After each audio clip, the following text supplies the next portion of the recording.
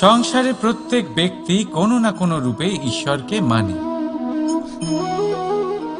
কেউ মূর্তি রূপে, তো কেউ তত্ত্ব রূপে। সংসারে প্রত্যেক মানুষই কোনো না কোনো রূপে তার ঈশ্বরকে পেয়েই যান।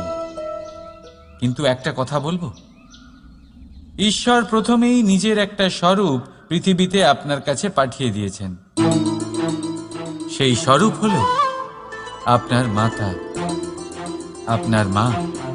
সেই মা যিনি আপনাকে জন্ম দিয়েছেন, আপনাকে বাঁচতে শিখিয়েছেন, আপনাকে সংস্কার দিয়েছেন।